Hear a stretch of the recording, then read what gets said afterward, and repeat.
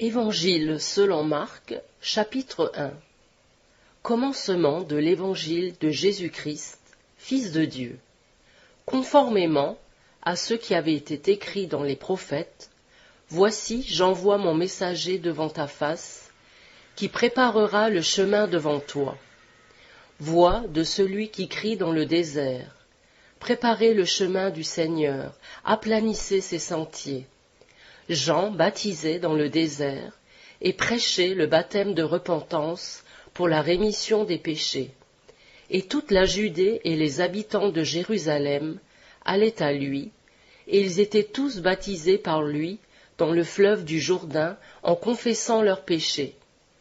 Jean était vêtu de poils de chameau, il avait une ceinture de cuir autour de ses reins, et il se nourrissait de sauterelles et de miel sauvage. Et il prêchait en disant, « Il en vient un après moi, qui est plus puissant que moi, et dont je ne suis pas digne, en me baissant, de délier la courroie des souliers. Pour moi, je vous ai baptisé d'eau, mais lui vous baptisera du Saint-Esprit. » Il arriva, en ce temps-là, que Jésus vint de Nazareth de Galilée, et il fut baptisé par Jean dans le Jourdain. Et aussitôt, comme il sortait de l'eau, il vit les cieux s'ouvrir, et le Saint-Esprit descendre sur lui, comme une colombe.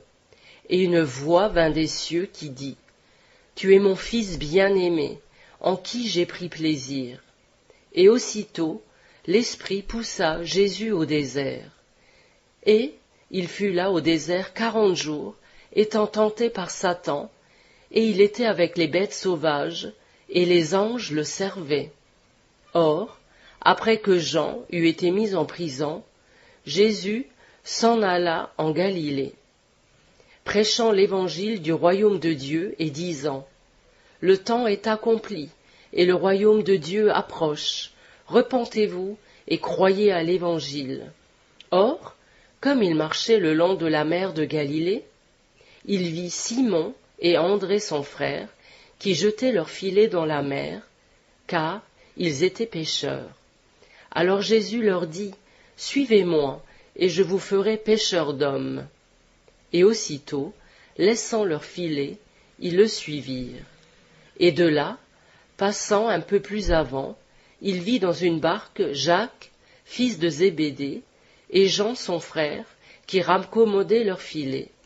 Au même instant, il les appela, et eux, laissant Zébédée leur père dans la barque avec les ouvriers, le suivirent. Ensuite, ils entrèrent à Capernaum, et Jésus, étant d'abord entré dans la synagogue le jour du sabbat, y enseignait. Et ils étaient étonnés de sa doctrine, car il les enseignait comme ayant autorité et non pas comme les scribes. Or, il se trouva dans leur synagogue un homme possédé d'un esprit immonde qui s'écria et dit, « Ah, qu'y a-t-il entre toi et nous, Jésus Nazaréen? Es-tu venu pour nous perdre? Je sais qui tu es, le Saint de Dieu. » Mais Jésus le tança en disant, « Tais-toi et sors de lui. » Alors, l'esprit immonde, l'agitant avec violence et jetant un grand cri, sortit de lui. Et ils furent tous étonnés, de sorte qu'ils se demandaient entre eux, « Qu'est-ce que ceci? Quelle est cette nouvelle doctrine? Car il commande avec autorité, même aux esprits immondes, et ils lui obéissent. » Et sa réputation se répandit aussitôt par toute la contrée des environs de la Galilée. Aussitôt après, étant sortis de la synagogue, ils vinrent avec Jacques et Jean dans la maison de Simon et d'André. Or, la belle-mère de Simon était au lit, malade de la fièvre, et aussitôt ils lui parlèrent d'elle. Alors, s'approchant, il la fit lever en la prenant par la main, et au même instant la fièvre la quitta, et elle les servit. Sur le soir, quand le soleil fut couché, ils lui amenèrent tous les malades et les démoniaques, et toute la ville était assemblée à la porte de la maison. Et il guérit plusieurs malades de diverses maladies, et il chassa plusieurs démons, ne leur permettant pas de dire qu'ils le connaissaient. Le matin, comme il faisait encore fort obscur, s'étant levé, il sortit et s'en alla dans un lieu écarté, et il y priait. Et Simon et ceux qui étaient avec lui allèrent à sa recherche. Et l'ayant trouvé, ils lui dirent, « Tous te cherchent. » Et il leur dit, « Allons dans les bourgades voisines, afin que j'y prêche aussi, car c'est pour cela que je suis venu. » Et il prêchait dans leur synagogue par toute la Galilée, et il chassait les démons.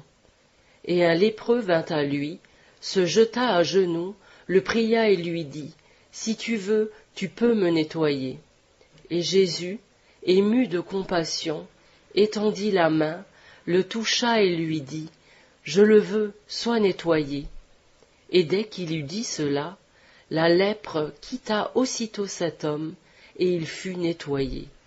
Et Jésus le renvoya aussitôt avec de sévères recommandations, et lui dit, « Garde-toi d'en rien dire à personne, mais va-t'en et montre-toi au sacrificateur, et offre pour ta purification ce que Moïse a commandé, afin que cela leur serve de témoignage. » Mais, cet homme étant sorti, se mit à publier hautement la chose et à la divulguer, en sorte que Jésus ne pouvait plus entrer ouvertement dans la ville, mais il se tenait dehors dans des lieux écartés, et de toutes parts on venait à lui. Évangile selon Marc, chapitre 2. Quelques jours après, Jésus revint à Capernaum, et on entendit dire qu'il était dans la maison. Et aussitôt, tant de gens s'y assemblèrent que même l'espace qui était devant la porte ne pouvait les contenir, et il leur annonçait la parole de Dieu. Alors il vint à lui des gens qui lui présentèrent un paralytique porté par 4 hommes. Mais, ne pouvant approcher de lui à cause de la foule, ils découvrirent le toit de la maison où il était, et l'ayant percé, ils descendirent le lit où le paralytique était couché. Alors Jésus, voyant leur foi, dit au paralytique, « Mon fils, tes péchés te sont pardonnés. » Et quelques scribes, qui étaient assis là, raisonnaient ainsi en leur cœur. « Pourquoi cet homme prononce-t-il ainsi des blasphèmes? Qui peut pardonner les péchés que Dieu seul ?» Et Jésus, ayant connu aussitôt, par son esprit, qu'ils raisonnaient ainsi en eux-mêmes, leur dit, « Pourquoi avez-vous ces pensées dans vos cœurs? Lequel est le plus aisé de dire à ce paralytique, « Tes péchés te sont pardonnés » ou de lui dire, « Lève-toi et prends ton lit et marche » Or, afin que vous sachiez que le Fils de l'homme a sur la terre le pouvoir de pardonner les péchés, il dit au paralytique, « Je te dis, lève-toi et prends ton lit et t'en vas en ta maison. » Et aussitôt il se leva, et s'étant chargé de son lit, il sortit en la présence de tout le monde, de sorte qu'ils furent tous dans l'étonnement, et qu'ils glorifièrent Dieu, disant, « Nous ne vîmes jamais rien de pareil. » Alors Jésus retourna du côté de la mer, et tout le peuple venait à lui, et il les enseignait. Et en passant, il vit Lévi, fils d'Alphée, assis au bureau des impôts, et il lui dit, « Suis-moi » et lui, s'étant levé, le suivit. Jésus étant à table, dans la maison de cet homme, plusieurs péagers et gens de mauvaise vie se mirent aussi à table avec Jésus et ses disciples, car il y en avait beaucoup qui l'avaient suivi.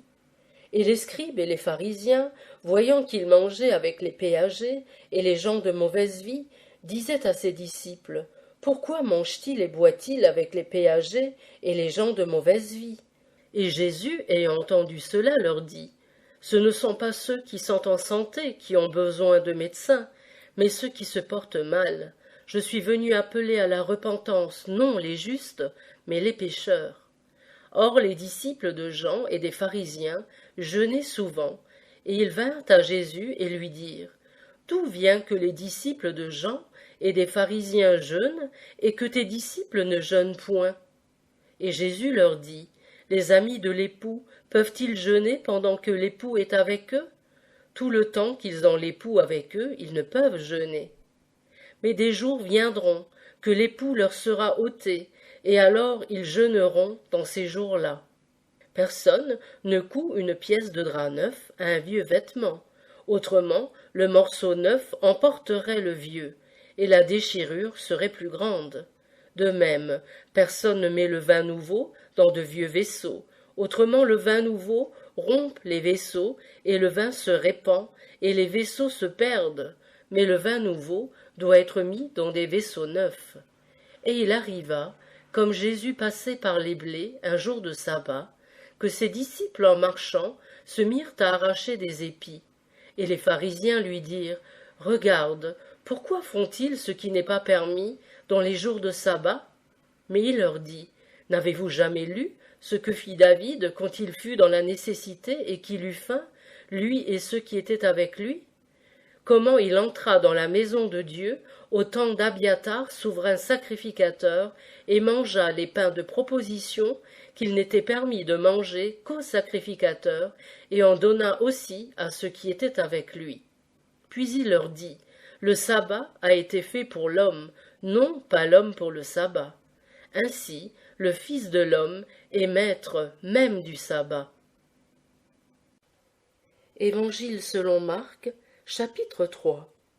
Jésus entra une autre fois dans la synagogue, et il y avait là un homme qui avait une main sèche, et il l'observait pour voir s'il le guérirait le jour du sabbat afin de l'accuser.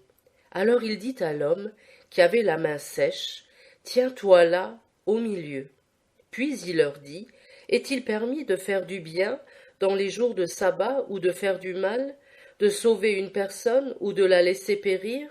Et ils se turent. Alors, les regardant avec indignation, et étant affligés de l'endurcissement de leur cœur, il dit à cet homme, « Étends ta main. » Et il l'étendit, et sa main devint saine comme l'autre. Et les pharisiens étant sortis, tinrent aussitôt conseil avec les Hérodiens contre lui pour le faire périr. Alors Jésus se retira avec ses disciples vers la mer, et une grande multitude le suivait, de la Galilée, de la Judée, de Jérusalem, de l'Idumée et d'au-delà du Jourdain. Et ceux des environs de Tyr et de Sidon, ayant entendu parler des grandes choses qu'il faisait, vinrent aussi vers lui en grand nombre. Et il dit à ses disciples qu'il y eut une petite barque toute prête auprès de lui, à cause de la multitude, de peur qu'elle ne le pressât trop. Car il en avait guéri plusieurs, de sorte que tous ceux qui avaient des maladies se jetaient sur lui pour le toucher. Et quand les esprits immondes le voyaient, ils se prosternaient devant lui et s'écriaient, « Tu es le Fils de Dieu !» Mais il leur défendait avec menace de le faire connaître. Il monta ensuite sur la montagne, et appela ceux qu'il jugea à propos, et ils vinrent à lui. Et il en établit 12 pour être avec lui, pour les envoyer prêcher, et pour avoir la puissance de guérir les malades et de chasser les démons. C'était Simon, auquel il donna le nom de Pierre, puis Jacques, fils de Zébédée, et Jean, frère de Jacques, auquel il donna le nom de Boanerges, c'est-à-dire enfant du tonnerre, et André, Philippe, Barthélemy, Matthieu, Thomas, Jacques, fils d'Alphée, Thaddée, Simon le Cananite, et Judas l'Iscariote, qui fut celui qui le trahit. Puis ils retournèrent à la maison, et une multitude s'y assembla encore, de sorte qu'ils ne pouvaient pas même prendre leur repas. Ses parents, l'ayant appris, sortirent pour le prendre, car on disait, il est hors de sens.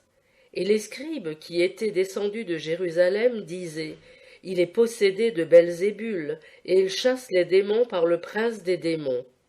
Mais Jésus, les ayant appelés, leur dit par des similitudes, comment Satan peut-il chasser Satan? Car si un royaume est divisé contre lui-même, ce royaume-là ne saurait subsister.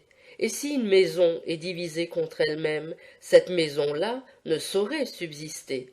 De même, si Satan s'élève contre lui-même et est divisé, il ne peut subsister, mais il prend fin. Personne ne peut entrer dans la maison d'un homme fort et piller son bien, s'il n'a auparavant lié cet homme fort, et alors il pillera sa maison.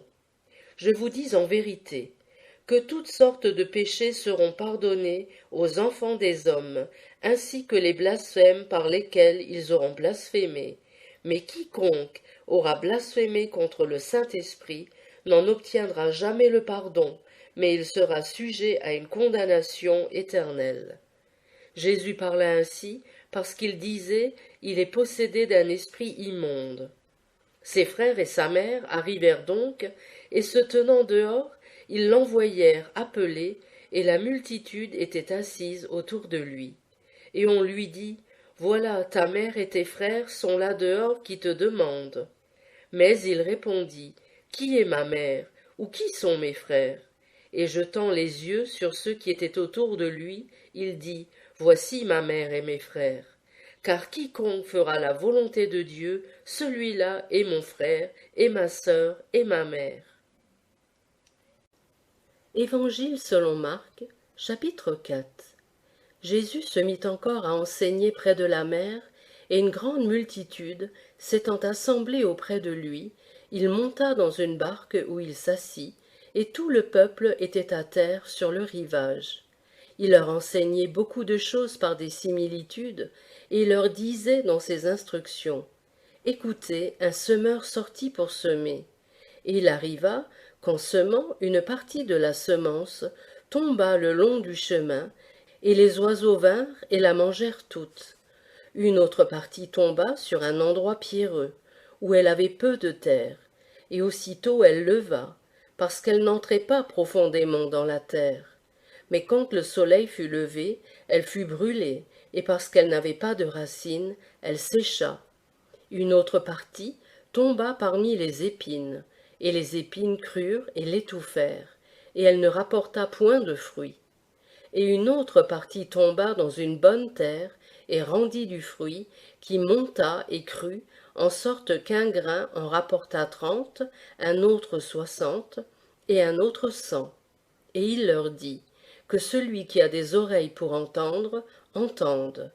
Or, quand il fut en particulier, ceux qui étaient autour de lui, avec les 12, l'interrogèrent sur la parabole.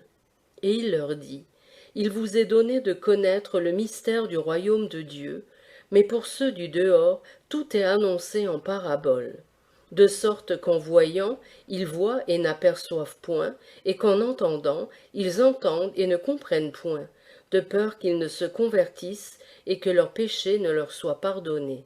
Et il leur dit, n'entendez-vous pas cette similitude, et comment entendrez-vous les autres? Le semeur sème la parole. Ceux qui sont le long du chemin, ce sont ceux en qui la parole est semée. Mais aussitôt qu'ils l'ont entendue, Satan vient et enlève la parole qui avait été semée dans leur cœur. De même, ceux qui reçoivent la semence dans des endroits pierreux sont ceux qui, ayant entendu la parole, la reçoivent d'abord avec joie. Mais ils n'ont point de racine en eux-mêmes, et ils ne durent qu'un moment, de sorte que l'affliction ou la persécution, survenant pour la parole, ils sont aussitôt scandalisés. Et ceux qui reçoivent la semence parmi les épines, ce sont ceux qui écoutent la parole. Mais les soucis de ce monde, la séduction des richesses et les passions pour les autres choses survenant, étouffent la parole, et elle devient infructueuse. Mais ceux qui ont reçu la semence dans une bonne terre, ce sont ceux qui écoutent la parole, qui la reçoivent et qui portent du fruit, un grain 30, un autre 60 et un autre 100. Il leur disait encore, apporte-t-on une lumière pour la mettre sous le boisseau ou sous le lit? N'est-ce pas pour la mettre sur le chandelier? Car il n'y a rien de secret qui ne doive être manifesté, et il n'y a rien de caché qui ne doive venir en évidence. Si quelqu'un a des oreilles pour entendre, qu'il entende. Il leur dit encore, prenez garde à ce que vous entendez. On vous mesurera de la même mesure dont vous aurez mesuré, et on y ajoutera encore davantage pour vous qui écoutez. Car on donnera à celui qui a, mais à celui qui n'a pas, on ôtera même ce qu'il a. Il dit encore, il en est du royaume de Dieu, comme si un homme jette de la semence en terre. soit qu'il dorme ou qu'il se lève, la nuit ou le jour, la semence germe et croît, sans qu'il sache comment. Car la terre produit d'elle-même, premièrement l'herbe, ensuite l'épi, puis le grain formé dans l'épi. Et quand le fruit est dans sa maturité, on y met aussitôt la faucille, parce que la moisson est prête. Il disait encore, à quoi comparerons-nous le royaume de Dieu, ou par quelle similitude le représenterons-nous? Il en est comme du grain de moutarde, lequel, lorsqu'on le sème, est la plus petite de toutes les semences que l'on jette en terre. Mais après qu'on l'a semé, il monte et devient plus grand que tous les autres légumes, et pousse de grandes branches, en sorte que les oiseaux du ciel peuvent demeurer sous son ombre. Il leur annonçait la parole par plusieurs similitudes de cette sorte, selon qu'ils étaient capables de l'entendre. Et il ne leur parlait point sans similitude, mais, en particulier, il expliquait tout à ses disciples. Ce jour-là, quand le soir fut venu, il leur dit, « Passons de l'autre côté de l'eau. » Et après avoir envoyé le peuple, ils emmenèrent Jésus dans la barque comme il y était, et il y avait aussi d'autres petites barques qui l'accompagnaient. Alors s'éleva un grand coup de vent, et les vagues entraient dans la barque, en sorte qu'elle commençait à s'emplir. Mais il était à la poupe, dormant sur un oreiller, et ils le réveillèrent et lui dirent, « Maître, ne te soucies-tu point de ce que nous périssons ?» Mais lui, étant réveillé, parla avec autorité au vent, et il dit à la mer, « Tais-toi, sois tranquille. » Et le vent cessa, et il se fit un grand calme. Puis il leur dit, « Pourquoi avez-vous peur? Comment n'avez-vous point de foi ?»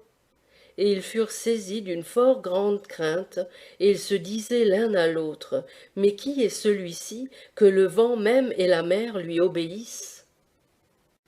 Évangile selon Marc, chapitre 5. Ils arrivèrent de l'autre côté de la mer, dans la contrée des Gadaréniens.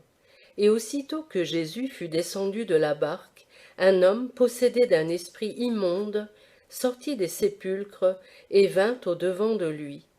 Il faisait sa demeure dans les sépulcres, et personne ne pouvait le tenir lié, pas même avec des chaînes, car souvent, ayant eu les fers aux pieds, et ayant été lié de chaînes, il avait rompu les chaînes et brisé les fers, et personne ne pouvait le dompter. Et il demeurait continuellement, nuit et jour, sur les montagnes et dans les sépulcres, criant et se meurtrissant avec des pierres. Quand il eut vu Jésus de loin, il accourut et se prosterna devant lui, et il dit, criant à haute voix, « Qu'y a-t-il entre toi et moi, Jésus, fils du Dieu Très-Haut? Je te conjure par le nom de Dieu de ne point me tourmenter. » Car Jésus lui disait, « Esprit immonde, sors de cet homme. » Et Jésus lui demanda, « Comment t'appelles-tu? » Et il répondit, « Je m'appelle Légion, car nous sommes plusieurs. » Et il le priait instamment de ne pas les envoyer hors de cette contrée. Or il y avait là, vers les montagnes, un grand troupeau de pourceaux qui paissaient. Et tous les démons le priaient en disant, « Envoie-nous dans ces pourceaux, afin que nous y entrions. » Et aussitôt Jésus le leur permit. Alors, ces esprits immondes étant sortis, entrèrent dans les pourceaux, et le troupeau se précipita avec impétuosité dans la mer, et ils se noyèrent dans la mer. Or, il y en avait environ 2000. Et ceux qui paissaient, les pourceaux s'enfuirent et emportèrent la nouvelle dans la ville et par la campagne. Alors le peuple sortit pour voir ce qui était arrivé, et ils vinrent vers Jésus et virent le démoniaque, celui qui avait été possédé de la légion, assis, habillé et dans son bon sens, et ils furent remplis de crainte. Et ceux qui avaient vu cela leur racontèrent ce qui était arrivé au démoniaque et au pourceau. Alors ils se mirent à le prier de se retirer de leur quartier. Et quand il fut entré dans la barque, celui qui avait été possédé le pria de lui permettre d'être avec lui. Mais Jésus ne le lui permit pas, et il dit, « Va-t'en dans ta maison, vers tes parents, et raconte-leur les grandes choses que le Seigneur t'a faites et comment il a eu pitié de toi. » Et il s'en alla, et se mit à publier dans la Décapole les grandes choses que Jésus lui avait faites, et ils étaient tous dans l'admiration. Jésus étant repassé dans la barque à l'autre bord, une grande foule de peuple s'assembla auprès de lui, et il était près de la mer. Et un des chefs de la synagogue, nommé Jairus, vint, et l'ayant vu, se jeta à ses pieds, et le pria instamment, disant, « Ma petite fille est à l'extrémité, viens lui imposer les mains, afin qu'elle soit guérie, et elle vivra. » Et Jésus s'en alla avec lui, et il fut suivi d'une grande foule qui le pressait. Alors, une femme malade d'une perte de sang, depuis 12 ans, qui avait beaucoup souffert entre les mains de plusieurs médecins, et qui avait dépensé tout son bien sans en avoir reçu aucun soulagement, mais qui était plutôt allée en empirant, ayant entendu parler de Jésus, vint dans la foule par derrière, et toucha son vêtement. Car elle disait, si je touche seulement ses vêtements, je serai guérie. Et au même instant la perte de sang s'arrêta, et elle sentit en son corps qu'elle était guérie de son mal. Aussitôt Jésus, connaissant en lui-même la vertu qui était sortie de lui, se tourna dans la foule en disant, « Qui a touché mon vêtement ?» Et ses disciples lui dirent, « Tu vois que la foule te presse et tu dis, qui m'a touché ?» Et il regardait tout autour pour découvrir celle qui avait fait cela. Alors la femme, effrayée et tremblante, sachant ce qui avait été fait en sa personne, vint et se jeta à ses pieds et lui dit toute la vérité. Et Jésus lui dit, « Ma fille, ta foi t'a guérie. Va-t'en en paix et sois délivrée de ta maladie. » Comme il parlait encore, des gens du chef de la synagogue vinrent lui dire, « Ta fille est morte, ne donne pas davantage de peine au maître. » Aussitôt que Jésus eut entendu cela, il dit au chef de la synagogue, « Ne crains point, crois seulement. » Et il ne permit à personne de le suivre, sinon à Pierre, à Jacques et à Jean, frères de Jacques. Étant arrivé à la maison du chef de la synagogue, il vit qu'on y faisait un grand bruit, et des gens qui pleuraient et qui jetaient de grands cris. Et étant entré, il leur dit, « Pourquoi faites-vous ce bruit et pourquoi pleurez-vous? L'enfant n'est pas morte, mais elle dort. » Et ils se moquaient de lui, mais les ayant tous fait sortir, il prit le père et la mère de l'enfant et ceux qui étaient avec lui, et il entra dans le lieu où elle était couchée. Et l'ayant prise par la main, il lui dit, « Talitha koumi », c'est-à-dire, « Petite fille, lève-toi, je te le dis. » Aussitôt la petite fille se leva et se mit à marcher, car elle était âgée de 12 ans, et ils en furent dans un grand ravissement, et il leur commanda fortement que personne ne le sût, et il dit qu'on donna à manger à la petite fille. Évangile selon Marc, chapitre 6. Jésus étant parti de là, vint dans sa patrie, et ses disciples le suivirent. Et quand le sabbat fut venu, il commença à enseigner dans la synagogue, et plusieurs de ceux qui l'entendaient s'étonnaient et disaient, « D'où viennent toutes ces choses à cet homme? Quelle est cette sagesse qui lui a été donnée? Et d'où vient que de si grands miracles se font par ses mains? N'est-ce pas là le charpentier, le fils de Marie, le frère de Jacques, de Josès, de Jude et de Simon? Ses sœurs ne sont-elles pas ici parmi nous? » Et ils se scandalisaient à son sujet. Mais Jésus leur dit, « Un prophète n'est méprisé que dans son pays, parmi ses parents et ceux de sa famille. » Et il ne put faire là aucun miracle, si ce n'est qu'il guérit quelques malades en leur imposant les mains. Et il s'étonnait de leur incrédulité, et il parcourut les bourgades des environs en enseignant. Alors il appela les 12, et il commença à les envoyer 2 à 2, et leur donna pouvoir sur les esprits immondes, et il leur ordonna de ne rien prendre pour le chemin qu'un bâton, ni sac, ni pain, ni monnaie dans la ceinture, mais des sandales aux pieds, et de ne pas porter 2 habits. Il leur dit aussi, « En quelque maison que vous entriez, demeurez-y jusqu'à ce que vous sortiez de ce lieu. Et lorsqu'il se trouvera des gens qui ne vous recevront pas, et qui ne vous écouteront pas, en partant de là, secouez la poussière de vos pieds en témoignage contre eux. Je vous dis en vérité que le sort de Sodome et de Gomorrhe sera plus supportable au jour du jugement que celui de cette ville-là. Étant donc partis, ils prêchèrent qu'on se repentit. Et ils chassèrent plusieurs démons, et oignirent d'huile plusieurs malades, et ils les guérirent.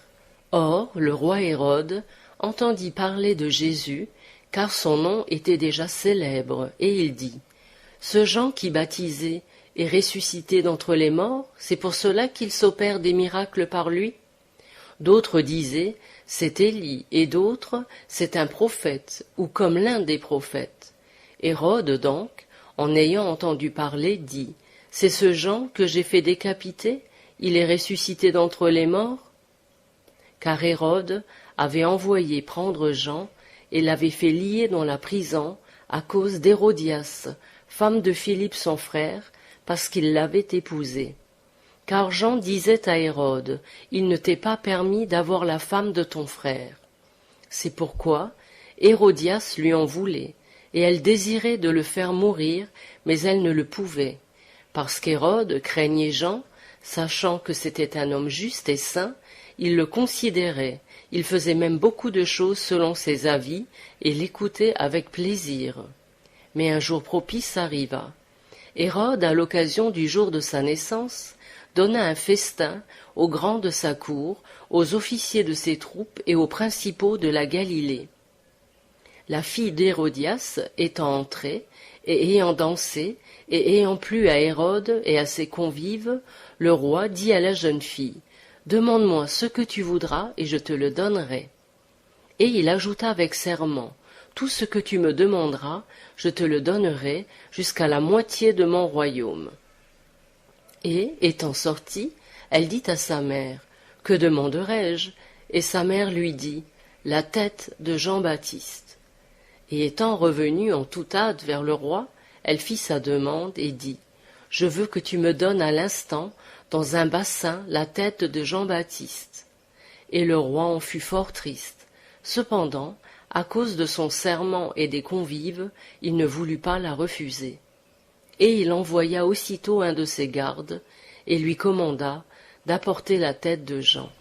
Le garde y alla, et lui coupa la tête dans la prison. Et l'ayant apportée dans un bassin, il la donna à la jeune fille, et la jeune fille la présenta à sa mère. Et les disciples de Jean, l'ayant appris, vinrent et emportèrent son corps et le mirent dans un sépulcre. Et les apôtres se rassemblèrent auprès de Jésus, et lui racontèrent tout ce qu'ils avaient fait et tout ce qu'ils avaient enseigné. Et il leur dit, « Venez à l'écart, dans un lieu retiré, et prenez un peu de repos. » Car il allait et venait tant de monde qu'ils n'avaient pas même le temps de manger. Ils s'en allèrent dans une barque, à l'écart et dans un lieu retiré. Mais le peuple les vit partir, et plusieurs le reconnurent, et accourant à pied de toutes les villes, ils arrivèrent avant eux et s'assemblèrent auprès de lui.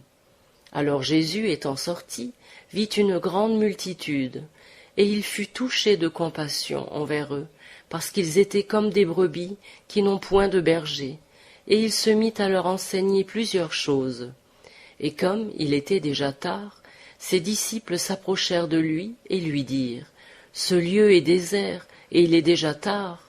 Renvoie-les, afin qu'ils aillent dans les villages et dans les bourgs des environs, et qu'ils s'achètent du pain, car ils n'ont rien à manger. » Et il leur dit, « Donnez-leur vous-même à manger. » Ils lui répondirent, « Irions-nous acheter pour 200 deniers de pain afin de leur donner à manger ?»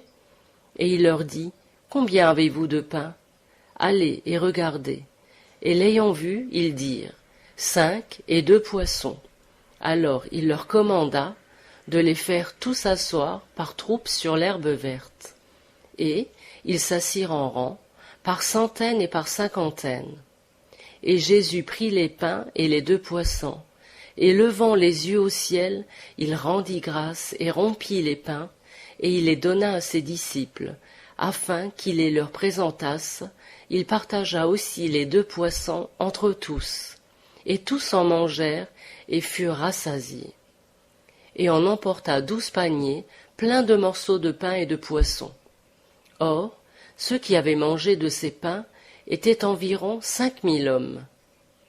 Aussitôt après, il obligea ses disciples à entrer dans la barque et à le devancer sur l'autre bord, vers Bethsaïda, pendant qu'il congédierait le peuple. Et quand il l'eut congédié, il s'en alla sur la montagne pour prier. Le soir étant venu, la barque était au milieu de la mer, et il était seul à terre. Et il vit qu'ils avaient beaucoup de peine à ramer, parce que le vent leur était contraire.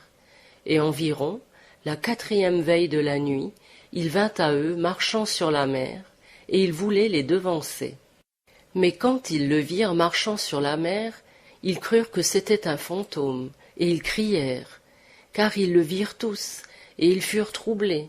Mais aussitôt il leur parla et leur dit, « Rassurez-vous, c'est moi, n'ayez point de peur. » Alors il monta dans la barque vers eux, et le vent cessa. Et ils furent excessivement surpris en eux-mêmes et remplis d'admiration, car ils n'avaient pas compris le miracle des pains, parce que leur esprit était appesanti. Et quand ils eurent traversé la mer, ils vinrent en la contrée de Génézareth, et ils abordèrent. Et dès qu'ils furent sortis de la barque, ceux du lieu le reconnurent, et ils coururent dans toute la contrée d'alentour, et se mirent à porter sur de petits lits ceux qui étaient malades, partout où ils entendaient dire qu'il était. Et en quelque lieu qu'il entra, dans les bourgs ou dans les villes, ou dans les campagnes, on mettait les malades dans les places publiques, et on le priait qu'au moins ils puissent toucher la frange de son manteau, et tout ce qui le touchait était guéri. Évangile selon Marc, chapitre 7. Alors des pharisiens et quelques scribes venus de Jérusalem s'assemblèrent vers Jésus, et voyant que quelques-uns de ses disciples prenaient leur repas avec des mains souillées, c'est-à-dire qui n'avaient pas été lavées, ils les en blâmaient, car les pharisiens et tous les Juifs ne mangent point sans se laver les mains jusqu'au coude, gardant en cela la tradition des anciens. Et lorsqu'ils reviennent des places publiques, ils ne mangent point non plus sans s'être lavés. Il y a aussi beaucoup d'autres choses qu'ils ont reçues pour les observer, comme de laver les coupes, les pots, les vaisseaux d'airain et les lits. Là-dessus, les pharisiens et les scribes lui demandèrent, « D'où vient que tes disciples ne suivent pas la tradition des anciens et qu'ils prennent leur repas sans se laver les mains ?» Il leur répondit, « Hypocrite, Ésaïe a bien prophétisé à votre sujet, quand il a dit, « Ce peuple m'honore des lèvres, mais leur cœur est bien éloigné de moi. Mais c'est en vain qu'ils m'honorent, enseignant des doctrines qui sont des commandements d'hommes. Car en abandonnant le commandement de Dieu, vous observez la tradition des hommes, lavant les pots et les coupes et faisant beaucoup d'autres choses semblables. » Il leur dit aussi, « Vous annulez fort bien le commandement de Dieu pour garder votre tradition. Car Moïse a dit, « Honore ton père et ta mère, et que celui qui maudira son père ou sa mère soit puni de mort. Mais vous, vous ajoutez, à moins qu'il n'ait dit à son père ou à sa mère. Tout ce dont je pourrais t'assister est corban, c'est-à-dire un don consacré à Dieu. Et puis, vous ne lui permettez de rien faire pour son père ou sa mère, anéantissant la parole de Dieu par votre tradition que vous avez établie, et vous faites beaucoup d'autres choses semblables. » Alors, ayant appelé toute la multitude, il leur dit, « Écoutez-moi tous et comprenez ceci. Rien de ce qui est hors de l'homme et qui entre en lui ne peut le souiller, mais ce qui sort de lui, voilà ce qui souille l'homme. Si quelqu'un a des oreilles pour entendre, qu'il entende. » Quand il fut entré dans la maison, après avoir quitté la multitude, ses disciples l'interrogèrent sur cette parabole. Et il leur dit, « Êtes-vous sans intelligence? Ne comprenez-vous pas que rien de ce qui entre du dehors dans l'homme ne peut le souiller? Parce que cela ne lui entre point dans le cœur, mais dans le ventre, et va au lieu secret. ce qui purifie tous les aliments. Il disait donc, ce qui sort de l'homme, c'est ce qui souille l'homme. Car du dedans, c'est-à-dire du cœur des hommes, sortent les mauvaises pensées, les adultères, les fornications, les meurtres, les larcins, la cupidité, les méchancetés, la fraude, l'impudicité, l'œil envieux, la médisance, la fierté, la folie. Tous ces vices sortent du dedans et souillent l'homme. Puis, étant parti de là, il s'en alla aux frontières de Tyr et de Sidon. Et étant entré dans une maison, il ne voulait pas que personne le sût, mais il ne put être caché. Car une femme dont la fille était possédée d'un esprit immonde, ayant entendu parler de lui, vint et se jeta à ses pieds. Cette femme était grecque et syrophénicienne de nation, et elle le pria de chasser les démons hors de sa fille. Et Jésus lui dit, « Laisse premièrement rassasier les enfants, car il n'est pas juste de prendre le pain des enfants et de le jeter aux petits chiens. » Mais elle répondit et lui dit, « Il est vrai, Seigneur, cependant, les petits chiens mangent, sous la table, les miettes des enfants. » Alors il lui dit, « À cause de cette parole, va, le démon est sorti de ta fille. » Et étant de retour dans sa maison, elle trouva le démon sorti et sa fille couchée sur le lit. Et Jésus, étant parti des quartiers de Tyr et Sidon, vint près de la mer de Galilée, traversant les confins de la Décapole. Et on lui amena un sourd, qui avait la parole empêchée, et on le pria de lui imposer les mains. Et l'ayant tiré de la foule à part, il lui mit les doigts dans les oreilles, et ayant pris de sa salive, il lui toucha la langue. Puis, levant les yeux au ciel, il soupira et lui dit, « Ephphatha, c'est-à-dire, ouvre-toi. » Aussitôt, ses oreilles furent ouvertes, et sa langue fut déliée, et il parlait sans peine. Et Jésus leur défendit de le dire à qui que ce fût, mais plus il le leur défendait, plus il le publiait. Et frappé d'étonnement, il disait, « Tout ce qu'il fait est admirable, il fait entendre les sourds et parler les muets. » Évangile selon Marc, chapitre 8.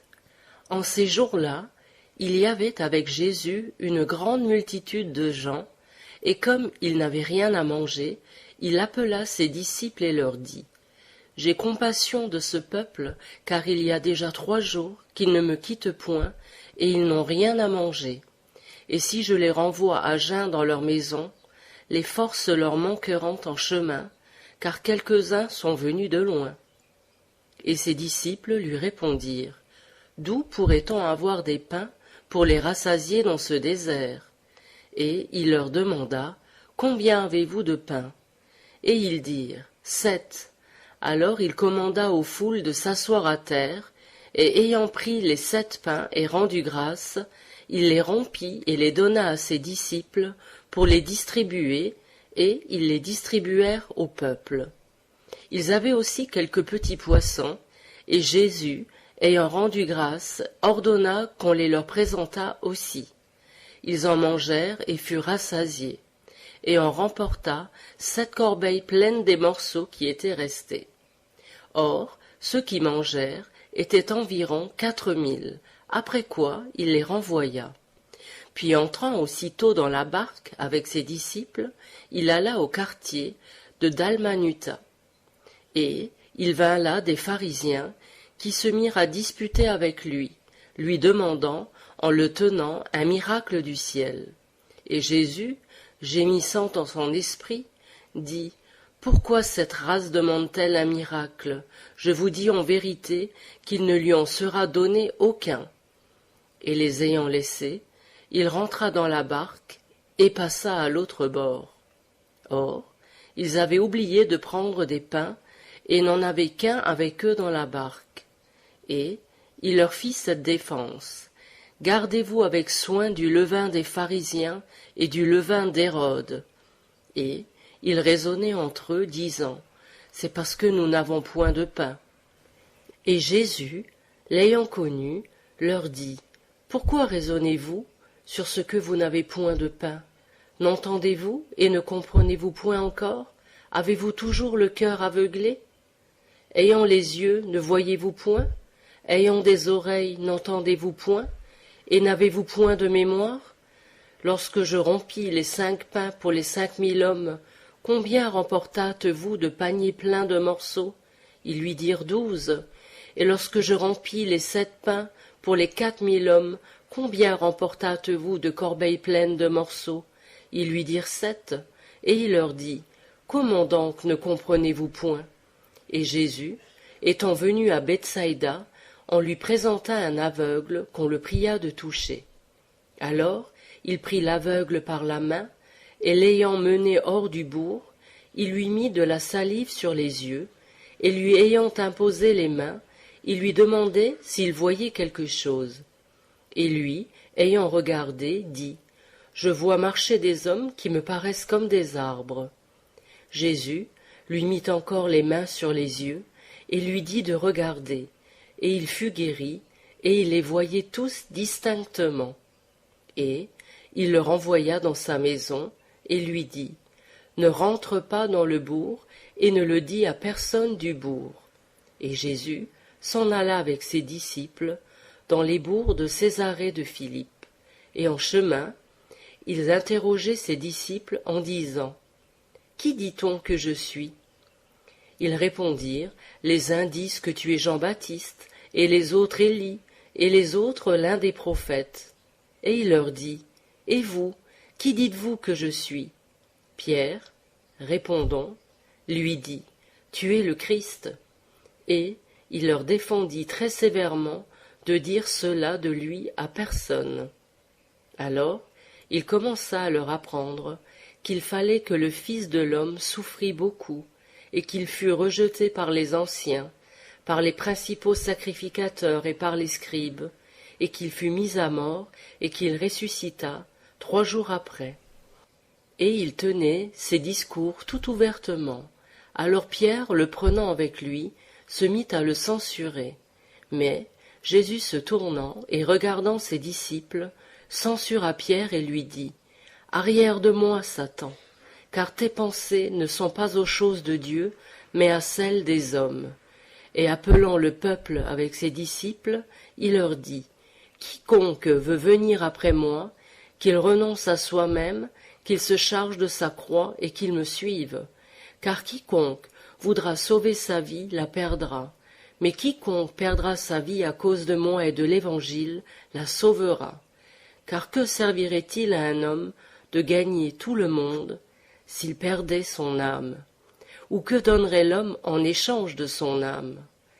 Car quiconque aura eu honte de moi et de mes paroles parmi cette race adultère et pécheresse, le Fils de l'homme aura aussi honte de lui lorsqu'il viendra dans la gloire de son Père avec les saints anges.